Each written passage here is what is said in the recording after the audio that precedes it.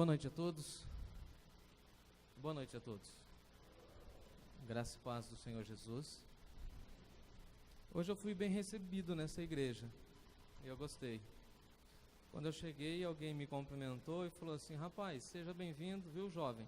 Eu falei: pois não. E aí depois, quando eu voltei ao carro para buscar a minha Bíblia e o paletó, o terno, aí a irmã olhou para mim e disse: você é pastor?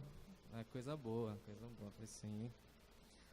Meus irmãos, eu quero pedir desculpas pela minha irreverência no culto. Eu fiquei aqui o tempo inteiro no celular e estou monitorando. E a qualquer hora, em qualquer momento, minha esposa pode me chamar, porque ela está de 39 semanas e eu posso sair correndo. E além de sair correndo, eu vou levar 2 membros dessa igreja.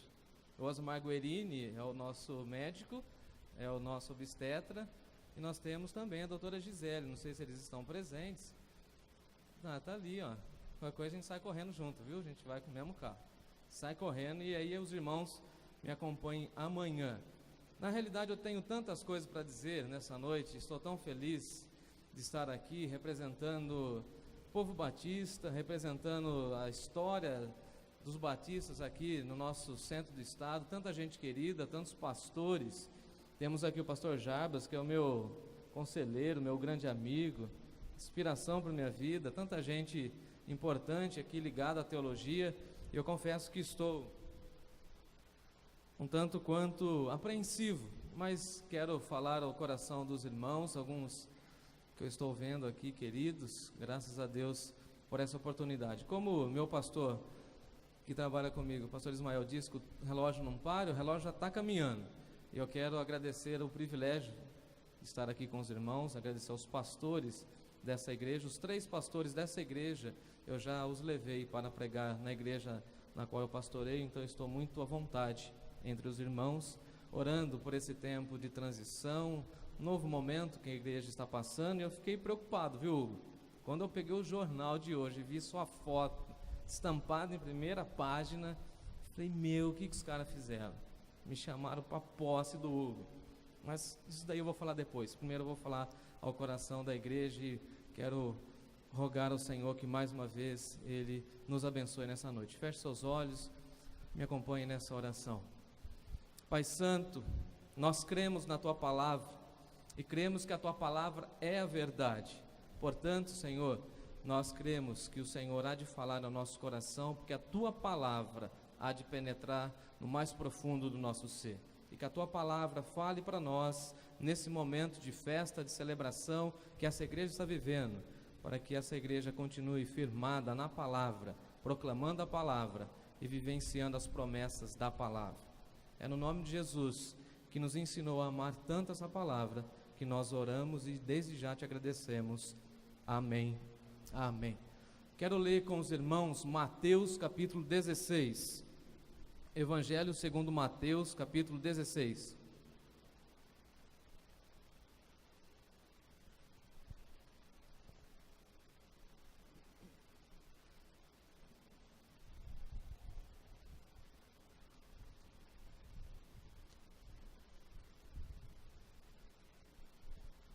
Quero convidar os irmãos a colocarem em pé, em reverência à palavra do nosso Deus. Evangelho segundo Mateus, capítulo 16, eu leio a partir do verso de número 13. 16, 13. Diz assim o texto sagrado: Indo Jesus para os lados de Cesaré de Filipe, perguntou a seus discípulos: quem diz o povo ser o Filho do Homem? E eles lhes responderam: uns dizem que o Senhor é João Batista, outros que o Senhor é Elias, e outros ainda que o Senhor é Jeremias, ou alguns dos profetas. Mas vós, continuou ele, quem dizeis que eu sou? Respondendo Simão Pedro disse: tu és o Cristo, Filho do Deus vivo. Então Jesus lhe afirmou dizendo: bem-aventurado és tu, Simão Barjonas, porque não foi carne nem sangue que tu revelaram, mas meu Pai que estás nos céus. Também eu te digo que tu és Pedro, e sob esta pedra edificarei a minha igreja, e as portas do inferno não prevalecerão contra ela. Dar-te-ei as chaves do reino dos céus, e o que ligares na terra será ligado também nos céus, e o que desligares na terra terá sido desligado nos céus. Que Deus abençoe a sua palavra em nossos corações. Amém. Podeis assentar. Nessa noite eu quero abrir essa conferência, esse aniversário da igreja, falando sobre o nascimento da igreja. Como Jesus instaura a sua igreja, como Jesus coloca a sua igreja em funcionamento no mundo, como Jesus funda a sua igreja e como essa expressão de Jesus tem implicação para nós, tem implicação para a Igreja Batista no Estoril, tem implicação para nós como povo de Deus. Eu sou um defensor da igreja como instituição. Eu devo tudo que tenho e que sou à igreja. Eu fui um daqueles meninos amparados e cuidados pela igreja, e aos 12 anos de idade eu tive o privilégio de me encontrar-me com o Senhor, e ali mesmo o Senhor me chamou ao santo ministério. Então, a partir daquele momento, minha visão da igreja tornou-se outra. Foi a partir da igreja que eu tive a oportunidade de reestruturar a minha vida. Foi a partir da igreja que eu pude refazer as minhas amizades. Foi a partir da igreja que eu pude estudar, tive a oportunidade de fazer os meus cursos, de correr atrás da vida. Foi através da igreja que eu tive o privilégio, grande privilégio, de casar-me. Quem aqui é solteiro? Solteiros, coloca em pé. Todos solteiros? Estão com vergonha, hein? Quero dizer para vocês que há esperança. Pode sentar. E a igreja diga amém. Eu casei, gente bonita. E casei com uma moça linda. E minha esposa tem uma dificuldade lá no seu interior. E no ano passado nós perdemos um bebê, que era o meu sonho. E foi a igreja do Senhor Jesus que me amparou. Foi a igreja do Senhor Jesus que orou por mim. Foi a igreja do Senhor Jesus que me deu todo o suporte. E quando a medicina disse que nós não teríamos esse privilégio, nesse ano o Senhor nos disse sim. E nós estamos na grande expectativa. Por isso eu sou defensor da igreja. Não gosto de gente que não ama a igreja. E não gosto de gente que fala mal da igreja. Se você não gosta dessa ou daquela outra igreja, sai dela, procure uma igreja onde você se adeque, mas ame a igreja. Nós estamos vivendo no Brasil um movimento onde as pessoas não amam mais a igreja. Procuram a igreja que satisfaça os seus interesses, procuram igrejas que têm um bom pregador, que tem um pregador da mídia, alguém famoso, mas não procuram mais a igreja para servir, para adorar. Está na moda aquela expressão, hoje eu vou assistir culto. Já ouviram isso? Ao invés de nós prestarmos culto ao Senhor, servir ao Senhor. Por isso, penso que refletir um pouco sobre o nascimento da igreja nos dá uma boa orientação para que possamos continuar crendo e caminhando, incentivando outras gerações a amarem a igreja como nós, das outras gerações, aprendemos a amar a santa e amada igreja do Senhor Jesus. Sou defensor da igreja, e se você não ama a igreja ou for falar mal da sua igreja local, para mim você já perdeu o amigo. Não fale. E há um movimento, antes de entrar no texto também, há um movimento do sem igreja. Já ouviram esse?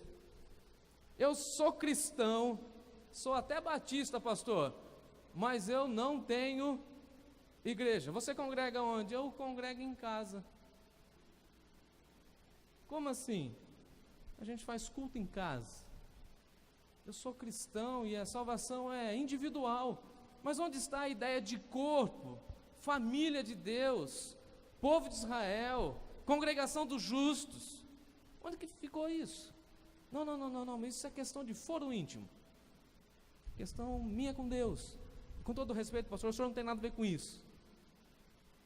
Aí eu viro para o irmão e falo assim, mas o Senhor Jesus vem buscar a sua igreja.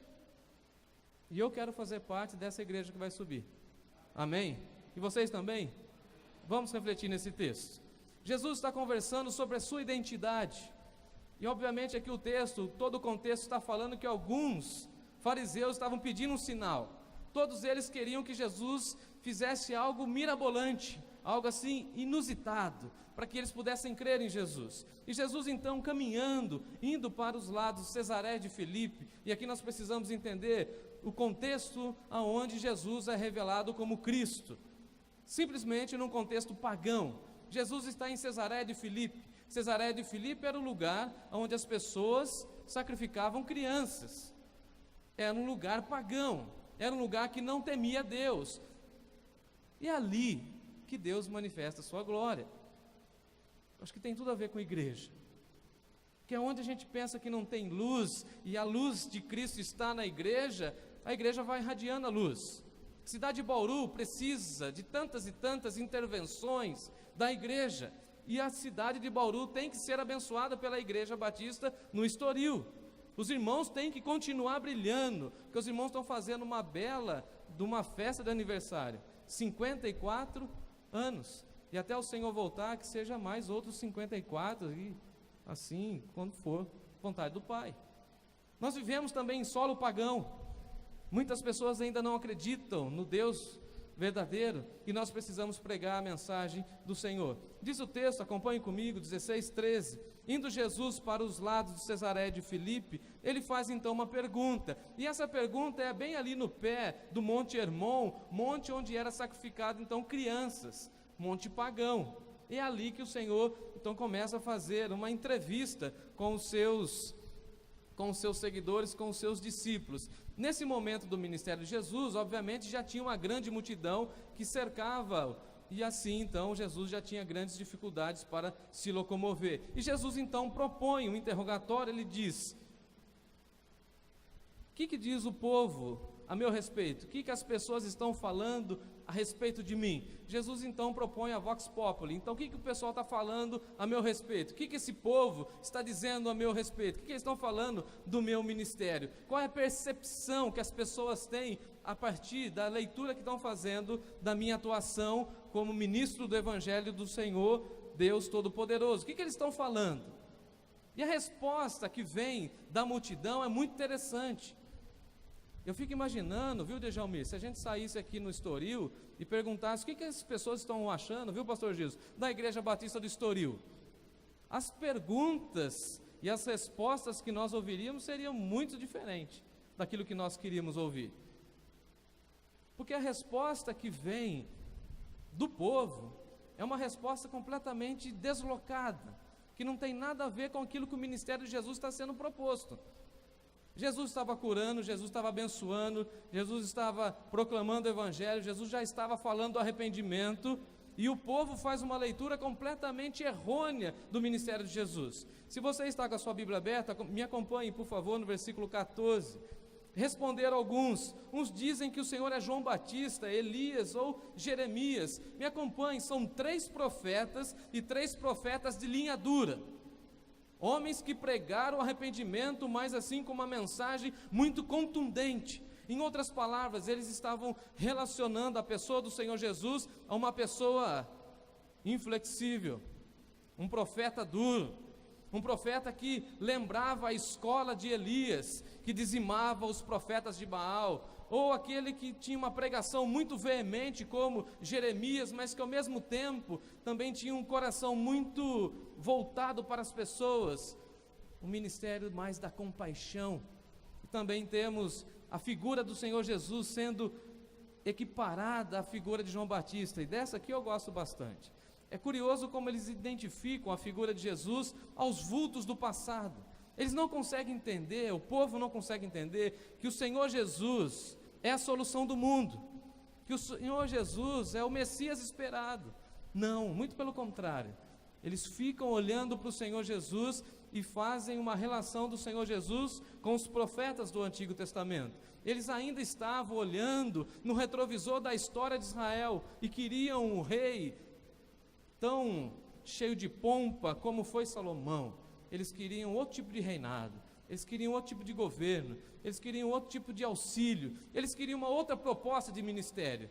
E o Senhor Jesus então é relacionado a João Batista. E eu gosto muito dessa relação, porque João Batista era um pregador que algumas igrejas não gostariam de ter. Imaginemos o primeiro sermão, se fosse o Hugo João Batista, pronto, está falado. Hugo João Batista chegasse aqui amanhã sou eu que vou pregar, no próximo domingo: arrependei-vos. porque Deus vai mandar ira. Aí todo mundo já ia ficar meio assim, poxa, primeiro sermão, o que aconteceu com o Hugo? Alguém já ia falar alguma coisa da faculdade. Onde você estudou? Os professores estavam aí, Hugão. Segundo sermão do Hugo, o Hugo chega aqui no púlpito e fala assim, olha, Deus está com a pá para limpar, e está com o machado e vai machadar lá na raiz. E quem não estiver dando fruto vai ser queimado no fogo. Olha a visão que eles tinham de Jesus. Eles estavam pensando que Jesus estava só pregando a respeito do inferno. A população, o povo, a grande massa, de fato não entende muito o ministério de Jesus. E quando nós falamos que amamos o ministério de Jesus, que amamos a sua igreja, que amamos essa instituição chamada Corpo de Cristo, algumas pessoas também não entendem.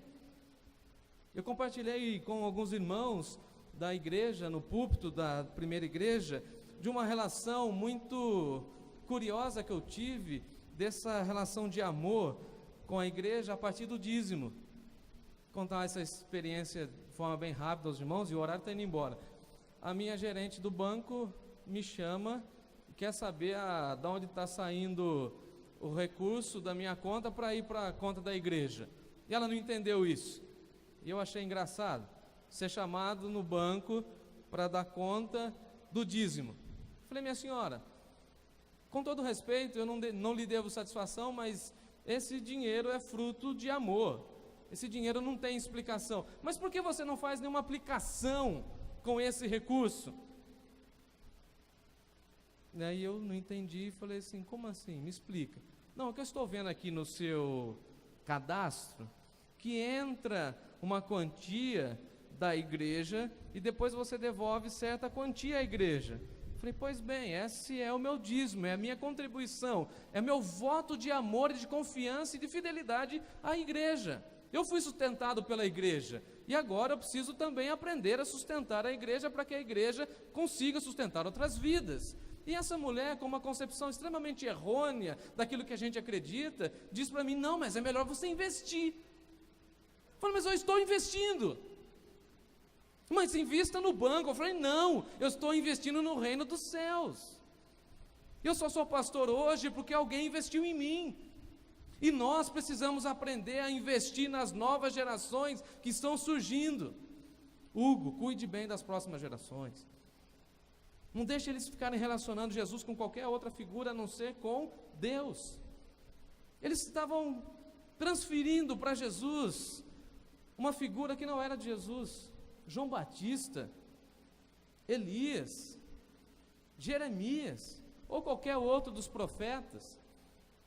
E aí Jesus, de forma sapiencial, de forma muito linda, profunda e até mesmo poética, Jesus faz uma cobrança aos seus discípulos, e eu fico imaginando que Jesus coloca os seus discípulos na parede. A nossa visão de Jesus, por vezes, é somente aquela do vinde a mim, vós todos que estáis cansados e oprimidos, e eu vos aliviarei. A gente gosta dessa voz pastoral de Jesus, mas a gente não gosta muito daquela que diz, vem e segue-me, ou daquele sermão que eu fico imaginando, se Jesus fosse o pastor de algumas igrejas, como algumas igrejas iriam lidar com a figura do próprio Senhor Jesus pastoreando a igreja. Quando lá em João capítulo 6, ele começa a falar sobre o pão da vida, quando ele começa a falar do maná, e alguns irmãos parece que não entendem direito, e Jesus então vai falando do maná, e Jesus está falando assim, vocês estão me seguindo porque vocês querem cesta básica, e se for só cesta básica, deixa eu fazer um apêndice. Aí Jesus vai falar do maná. Olha, lá no passado tinha um povo avarento que ficava querendo recolher o maná. Eu vou contar uma história para vocês. E Jesus prega um sermão duríssimo. Tanto é verdade que algumas pessoas saíram para tomar água no meio da pregação. Não acontece aqui no Estoril. Não. Mensagem meio complicada. O pessoal foi saindo. Daqui a pouco não tinha mais ninguém. Aí Jesus olha assim para os discípulos e fala assim, e vocês? Vocês não querem ir embora também não? Aí Pedro levanta, né? Ah, Pedro, né? Só tu tens as palavras de vida eterna. Então é mais ou menos isso que o Senhor Jesus faz nessa hora. Ele coloca os seus discípulos na parede e fala assim: eu agora já entendi o que o povo está dizendo, eu já entendi o que as pessoas estão falando a meu respeito, mas e vós? Qual a identidade que eu tenho para vocês? Como vocês se relacionam comigo? E vós? Quem dizeis que eu sou? O que eu represento para vocês? E aí emerge a história, a figura de um homem impetuoso como eu, Pedro. Tenho certeza que Pedro era batista. Antes da proposta, ele já estava de pé, esperando o microfone. Tem alguma coisa para falar? E vocês, o que dizem que eu sou? Pô, Pedro já estava lá. E Pedro, como porta-voz do grupo, ele diz: tu és o Cristo, o Filho do Deus vivo. Mas que expressão maravilhosa de Pedro, que expressão profunda. E a história da humanidade nunca mais foi a mesma a partir da história e dessa experiência que Pedro fala. Tu és o Cristo. E essa expressão, o Cristo, revela muito para nós como igreja. A igreja nasce no momento que nós reconhecemos que Jesus é o Cristo, que Jesus é aquele que veio pisar e esmagar a cabeça da maldita serpente. Amém. Cristo é a solução do mundo, e Pedro conseguiu ver isso, porque teve uma vez que ele não conseguiu pescar nada, e Jesus foi lá e fez um milagre, e falou assim: olha Pedro, daqui para frente você será pescador de homens. A história de Pedro mudou, e quando Pedro olha para o Senhor Jesus, ele fala assim: os homens dizem que o Senhor é João Batista, os homens dizem que o Senhor é Jeremias, que o Senhor é Elias, mas para nós que andamos com o Senhor, tu és o Cristo. Tu és a solução do mundo, tu és o Messias esperado. O Senhor vai sentar no trono e nós vamos te adorar para todos sempre. Aleluia. Tu és o Cristo. E a igreja não pode perder essa confiança, e sobre essa base que a igreja está firmada. Essa igreja chega aos seus 54 anos, porque até agora ela está proclamando o Senhor Jesus Cristo como o Cristo ungido de Deus. Aquele que veio salvar e resgatar a humanidade, da qual eu e você fazemos parte. Em outras palavras, o Pedro está falando assim: tu és a solução para o meu casamento, tu és a solução para a minha vida, tu és a solução para o meu movimento financeiro, tu és a solução para tudo aquilo que ninguém pode resolver, tu és a resposta de Deus para o mundo. O Senhor é tudo que nós temos. Nós já abandonamos tudo, tu és o Cristo. E detalhe, olha que outro título maravilhoso: tu és o Filho do Deus vivo, aquele que vive e reina para todos sempre, amém. Pedro já estava vislumbrando como nós celebraremos o Senhor na eternidade, meus irmãos. Eu fico imaginando aqui hoje, vários irmãos e irmãs de várias idades diferentes, e nós aqui adorando, celebrando, e eu que tenho um pouquinho de sangue nordestino no meu interior, fiquei ali vibrando ali com aquela música, aquela melodia, e fiquei lembrando daquele hino de todas as tribos, povos e raças, muitos irão te adorar, te louvar. Pedro olha para o Senhor Jesus e fala assim: tu és a salvação do mundo, tu és a resposta de Deus para a humanidade perdida. Se nós olharmos para o Senhor, nós não estaremos perdidos, muito pelo contrário, tu és o Cristo, e nós um dia celebraremos as tuas bodas, ó Cristo, lá na eternidade, porque o Senhor é Filho do Deus vivo. E quando a igreja está firmada e fincada e alicerçada nessa base, ninguém tira onda com a igreja, ninguém. Agora eu queria ver assim a igreja explodir.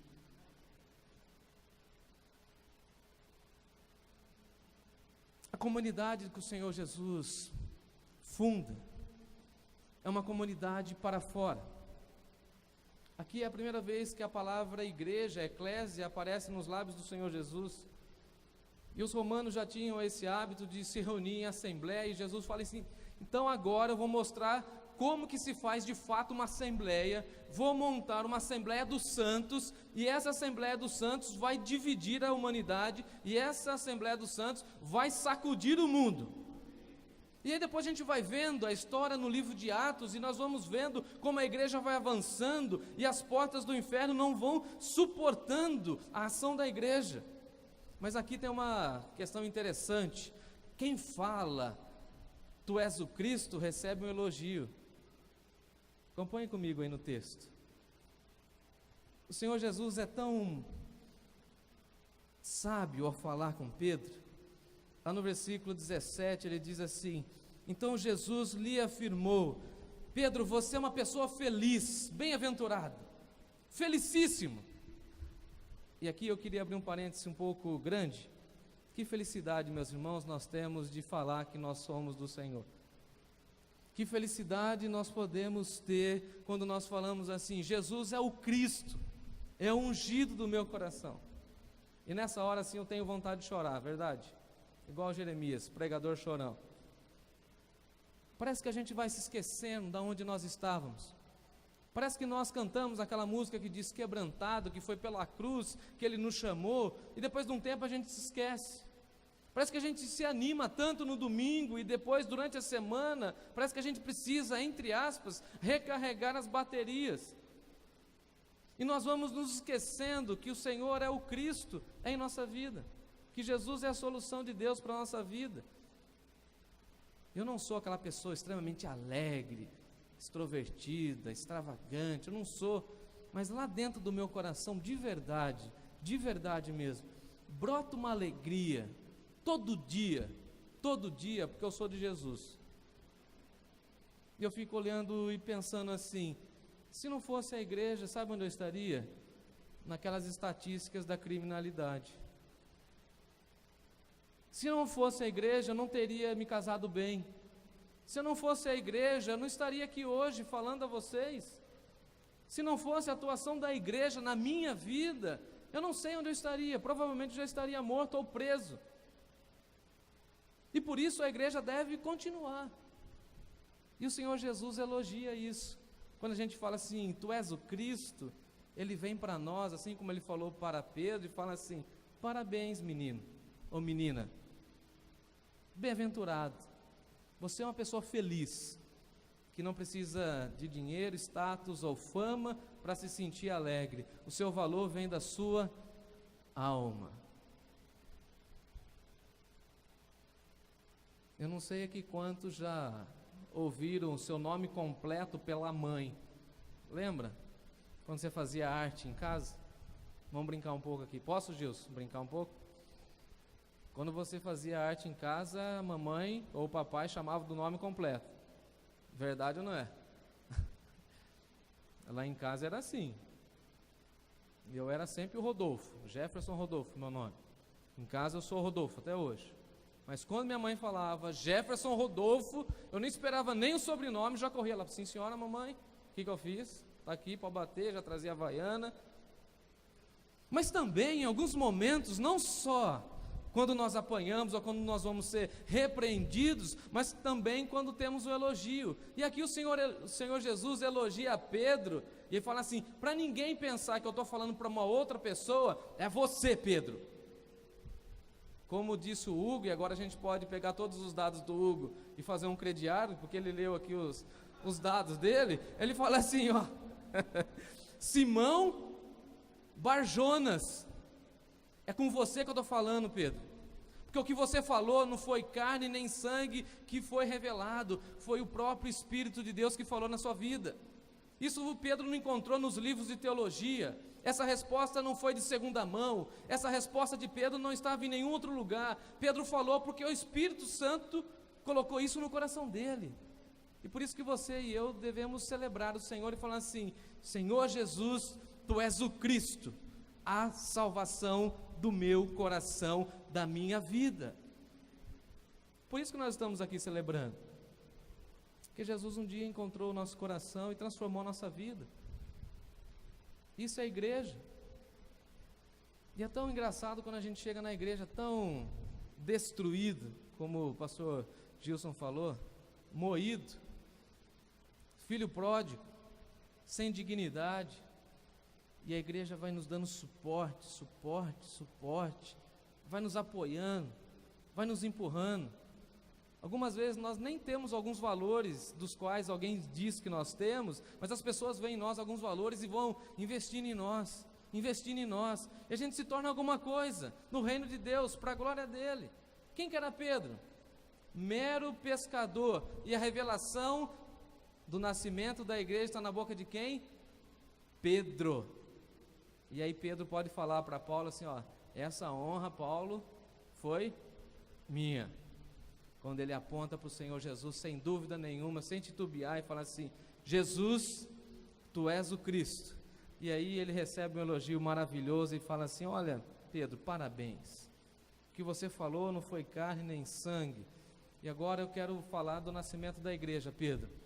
Também eu te digo, já que você falou, Pedro, eu também tenho autoridade muito mais do que você. Também eu te digo, sobre esta pedra eu vou edificar a minha igreja. Que pedra é essa? O Pedro? Tem essa discussão até hoje, né? É tão simples no texto. Qual é a base na qual a igreja está fundada? Que Jesus é o Cristo, o Filho do Deus vivo. Tu és Pedro, e sobre esta pedra que você falou, sobre esse alicerce, que eu sou o Cristo, eu vou edificar a minha igreja. Repare comigo que na expressão do Senhor Jesus, quem edifica a igreja é Ele mesmo. Precisamos, meus irmãos e irmãs, aprender ou reaprender, ou lembrar apenas que a igreja é de Jesus. Quem cuida da igreja é Jesus. Quem pastoreia a igreja é Jesus através do seu pastor. Quem cuida de todos os relacionamentos é o Senhor Jesus. Quem edifica a igreja é o Senhor Jesus. E algumas vezes eu me deparo com alguns pastores que estão ainda vivendo dilemas em suas comunidades e ficam pensando que as coisas não estão acontecendo lá. E algumas pessoas olham aqui para a igreja do Estoril, vê esse templo bonito, cheio de gente, né? Falam assim, mas parece que as coisas estão acontecendo aqui, não está acontecendo lá. O Senhor Jesus está falando, eu mesmo edificarei a minha igreja. Eu vou cuidar da igreja. Participei de um processo de sucessão pastoral que fiquei assim chocado, quando a comissão em determinado momento olha para mim e diz, olha, só que aqui na igreja nós temos uma pessoa que ela não é dona, mas é quase dona da igreja. Aí eu olhei para aquele povo e falei assim, mas mudou? Como assim, pastor? Não, a igreja é de quem? É do Senhor Jesus. É Ele que cuida da igreja, é Ele que administra a igreja, é Ele que edifica a igreja. E eu gosto muito daquela expressão de Paulo, quando Paulo vai trabalhar lá aos Efésios, falando da igreja, e ele fala que nós somos um corpo, um edifício, no qual nós estamos sendo ajustados. Lembra desse texto? A gente até canta, tem um cântico que a gente canta muito, nós somos corpo bem ajustados. O problema é que nós queremos nos ajustar na igreja, e não queremos que o Senhor Jesus nos ajuste na igreja. Nós queremos às vezes sentar em algumas cadeiras que nós não temos capacidade, mas queremos nos ajustar a essa cadeira, e ao invés de nos colocarmos na presença do Senhor e falar assim, Senhor, me ajuste nessa função, me dê sabedoria para ser líder nessa e nessa área. Pedro, a igreja é minha, e eu vou edificar a igreja a partir dessa sua palavra. Tu és Pedro, e sobre esta pedra, que eu sou o Cristo, eu vou edificar a igreja. Ou seja, a igreja só tem uma mensagem, e tudo deve girar em torno dessa mensagem, que Jesus é a solução de Deus para Bauru e região. Não temos que ficar pensando em 1000 temas, muitas coisas, como nesse culto já foi dito, que a nossa vida esteja sempre à sombra da cruz. Eu olho para a cruz, e para a cruz eu vou, do seu sofrer participar, e a sua obra, a obra da cruz, a obra que Jesus é o Cristo, eu vou cantar. E a igreja vai continuando. Para encerrar, eu gosto muito de pensar na igreja e não sei se isso tem a ver um pouco com a minha formação, mas que a igreja deve ser triunfante. Porque algumas vezes eu olho para as nossas igrejas e vejo que nós, muitas vezes, ficamos acuados. Parece até que nós temos um pouco de medo desse combate ou esse embate com o mundo. Parece que nós esquecemos daquele texto que diz que maior é o que está em nós do que o que está no mundo. E aqui eu quero contar uma história, posso? O povo lá da PIB já está cansado de ouvir minhas histórias. Tem um monte de gente da PIB aqui, né? Estão vendo vocês aí, viu? Estão vendo lá, coisa boa, o povo me acompanhando. Posso contar uma história, sim ou não? Nós somos batistas, hein? Se batista um falar que não pode. Beleza, vou concluir com essa história. E agora vem a parte boa do sermão. Tem gente que na igreja fica esperando o ápice do sermão. Chegou, hein? Hugo, clímax. Meu pai, caminhoneiro. Meu pai sempre trabalhou com empresa de terraplanagem. Então meu pai carregava as máquinas e depois que ele deixava as máquinas no cenário onde ia ser executada a obra, ele desengatava a prancha e colocava então o tubo para buscar o asfalto lá em Cubatão. E nos feriados, assim que nem esse de 21 agora que nós tivemos, quando a obra estava meio paralisada, meu pai me levava para ver as máquinas funcionando. Sempre gostei de motor. E eu ficava assim todo orgulhoso, pegava a carteira de motorista do meu pai, estava lá assim, qualquer veículo motorizado. Desculpa aí, né? Qualquer veículo motorizado. E teve um dia que eu falei assim, pai, a minha curiosidade é ver um rolo compressor. E ele falou, você é mesmo, meu filho? Deixa um feriado, vou te levar para conhecer o rolo compressor. E fiquei todo feliz. Que dia vai ser que eu vou conhecer o rolo compressor? Bom, chegou um feriado. O rapaz que pilotava a máquina não estava lá. O papai disse assim, hoje eu vou dar uma volta com você no rolo compressor. Olha aí, meu pai foi imprudente nessa hora. Em cima da roda do rolo tinha um paralama, ele falou, senta aí. Eu fiquei sentadinho lá. Imagina, eu já sou pequeno, né? Mas já naquela época, pequenininho, pulando assim. E meu papai ia pilotando o rolo compressor, eu me senti o cara. E eu me senti imbatível. Eu via aquelas pedras grandes, eu via o rolo vinha por cima, passava. E eu vi uma tora de árvore bem grande, eu falei assim, aquilo ali não dá por rolo não. Papai, como se meu pai não enxergasse, né? O senhor não está vendo? O que, meu filho? Aquele tronco lá na frente. Meu pai olha para mim assim do lado e fala assim, filho, nós estamos em cima do rolo compressor. Eu falei, mas nós estamos em cima do rolo compressor. E conforme o rolo foi chegando perto daquele tronco, eu fiquei olhando, preocupado. Eu falei, isso aqui não vai dar conta. E quando passa em cima do tronco da árvore, aquela tora imensa, só escuto plec, plec, plec, plec. Papai olha para mim e fala assim, entendeu, filho? Nós estamos em cima do rolo compressor. E é sobre isso que eu quero desafiar a igreja. A Igreja Batista do Estoril e as demais igrejas que aqui estão, nós temos que lembrar que nós estamos em cima do rolo compressor. Nós vamos saquear o inferno e povoar os céus para a glória de Deus. Nós estamos do lado vitorioso e nós vamos avançar. Quer o diabo queira, quer não, nós vamos avançar. E que ele trema.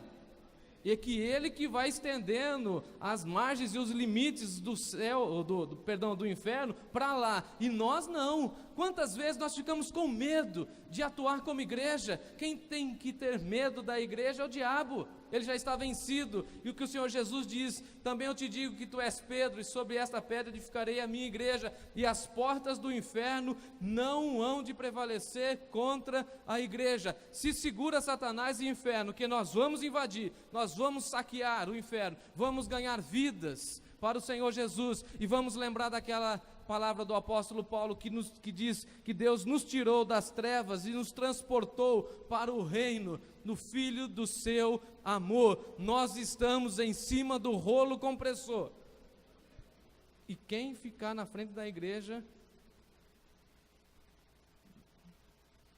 vai ficar esmagado. Talvez eu vim nessa igreja, pastor Hugo, pastor Nelson, pastor Gil, só para lembrar os irmãos que nós estamos do lado vitorioso. Algumas vezes parece que a gente fica muito enclausurado, com medo, pensando em 50 mil estratégias. A nossa estratégia está na oração, num grupo forte de piedade, que nós colocamos os nossos projetos na mão do Senhor e falamos: Senhor, toma conta disso. E o Senhor fala assim: onde vocês querem invadir? Nós queremos invadir tal bairro, tal comunidade, fazer um trabalho relevante em tal lugar. E o Senhor fala assim: então vai, na minha autoridade, vai lá, faça tudo, invada. Chega naquelas casas que não tem mais esperança, naqueles lares destruídos, chega falando que Jesus Cristo é a solução, chega nos hospitais proclamando o Evangelho do Senhor, chega nos asilos, falando que aqueles velhinhos não estão completamente desamparados, que o Senhor tem um propósito na vida deles. Vai invadindo, igreja. Por que nós ficamos parados? Porque nós ficamos às vezes assim, com receio. E o que o Senhor Jesus fala assim: olha, eu vou edificar a minha igreja, e nesse processo, que as portas do inferno caiam diante dos nossos olhos, porque nós vamos avançar, nós vamos marchar, nós vamos andar, nós vamos continuar falando que Jesus Cristo é o Senhor para a glória do Pai, nós vamos levar muitas e muitas vidas a se dobrarem diante do Pai, confessando que Jesus Cristo é o Senhor. Nós vamos fazer isso. Nós vamos arregaçar as mangas, deixar a vaidade nas cadeiras e vamos sair para alcançar a cidade de Bauru. O centro da nossa cidade precisa da atuação desta igreja em conformidade com a primeira igreja batista de Bauru. No centro da nossa cidade nós temos uma Cracolândia funcionando. E a gente fica chocado quando nós assistimos a Cracolândia em São Paulo. Ali na estação ferroviária existe uma Cracolândia. Dependendo alguns dias que nós celebramos cultos ali, aqui na Virgílio Malta, nessa mesma rua lá embaixo, na primeira igreja, nós já sofremos assédio dos profissionais do sexo subindo, e nós precisamos saquear o inferno e falar do evangelho para essas pessoas. Precisamos sair da nossa comodidade, o nosso comodismo, e levar a igreja para outras pessoas. Nós estamos em cima do rolo compressor, e que saia da frente os nossos inimigos. E a gente fica assim: ai, e se a prefeitura não deixar? E se a polícia não sei o quê? E se a justiça não sei o que lá? Mas será que vai dar certo? Vai dar certo. E quando a gente anuncia o nome do Senhor Jesus, dá certo. Sim ou não? Nós estamos aqui. Temos que ter essa ousadia, essa intrepidez de falar assim: olha, meus irmãos, não vamos desanimar não. E aí você vai ter que, você como membro dessa igreja, vai ter que chegar em um dos seus irmãos aqui, que estiver meio acomodado, meio paradinho, você vai ter que dar um toque nele e falar: esqueceu que a gente está em cima do rolo? Ah, mas estou desanimado, meu ministério não dá certo, meus vizinhos não aceitam Jesus. Não, vamos continuar, vamos avançar, vamos dar mais uns passos, vamos continuar, vamos. Chegou até aqui com 54 anos, e agora o Hugo recebe o cajado, e assim: Hugo, vamos avançar mais.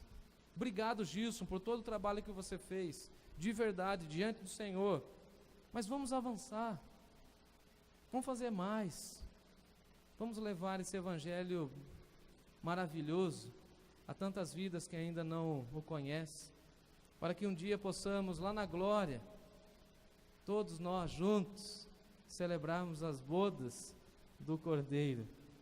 Eu não sei se nós teremos o privilégio de ver um dos nossos frutos lá. Aí os professores de teologia precisam me ajudar. Mas eu fico imaginando algumas pessoas que eu levei a Cristo celebrando o Senhor lá na eternidade. No aniversário da nossa igreja, eu batizei um senhor que a história dele é linda. Ele chegou na porta da igreja empurrando um carrinho de reciclagem, porque um dia nós fizemos um impacto evangelístico no centro e falamos do evangelho para aquele senhor, seu Hélio. E seu Hélio então passou a nos conhecer e um dia foi tomar banho lá na PIB. E depois de um dia eu falei para ele, falei assim, seu Hélio, o senhor não precisava de um tratamento não? Eu precisava, mas eu tenho vergonha. E nesse intervalo uma irmã da igreja, que não estava parada, estava no rolo compressor, já estava trabalhando com a irmã dele. E a irmã dele não sabia nada dele, só tinha os documentos dele. E saímos à espreita ali no centro da cidade e encontramos ele. E eu falei para ele, tal dia, semana que vem, o senhor vai na igreja. Aí ele brincou ainda comigo, mas onde que eu vou estacionar o meu carro? Eu falei, na porta da igreja. Na porta da PIB? Na porta da PIB. Chega aquele senhor com um carrinho de reciclagem GG, imagina, desse tamanho assim, 3 de mim, né? Um só não dá, né?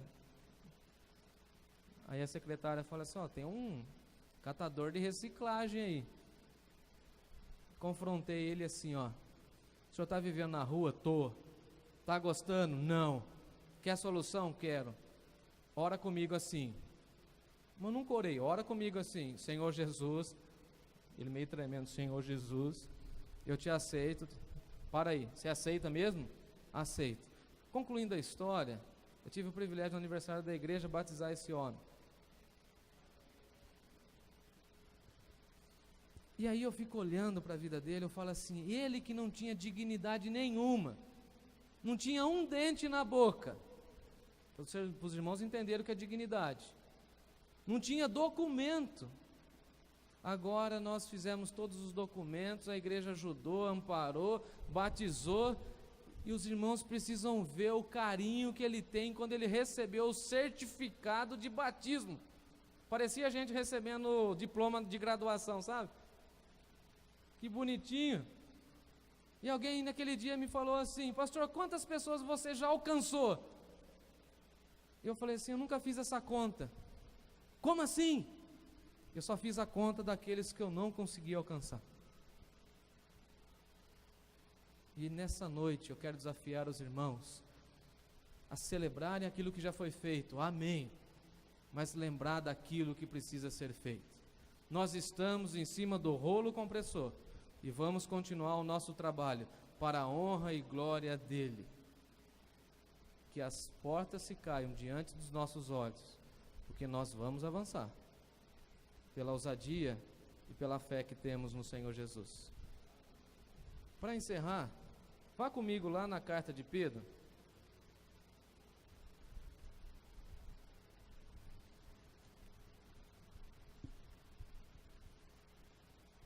Primeira carta de Pedro,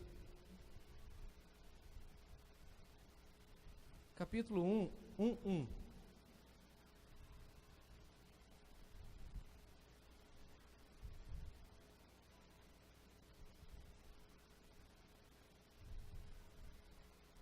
Diz assim o texto, Pedro, qual que é o segundo título que ele dá a si mesmo? Apóstolo de Jesus Cristo, aos eleitos que são forasteiros da dispersão no ponto da Galácia, Capadócia, Ásia e Bitínia. Vá comigo capítulo 2, verso 9, muito conhecido.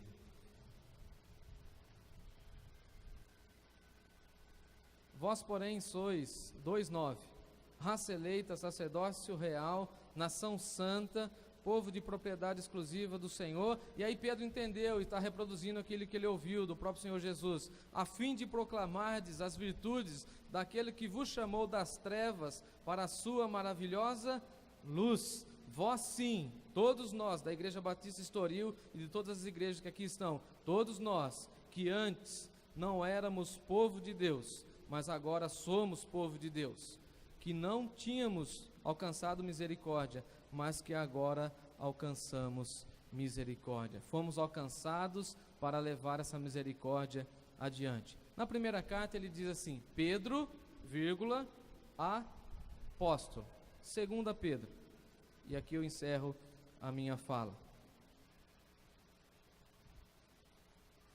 Segunda epístola de Pedro, quando ele diz assim, Simão Pedro,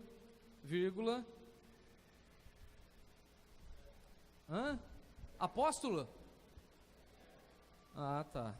Na primeira carta ele ainda estava apóstolo. Depois que ele trabalhou bastante na igreja, ele falou assim: não. Servo, Deus está te chamando nessa noite para servir. Eu não sei em qual área da igreja, ou quais áreas, mas Deus te chama para servir. Seja servo do Senhor, e essa igreja continuará crescendo e avançando para a glória de Deus. Que o Senhor nos abençoe nessa noite. Amém.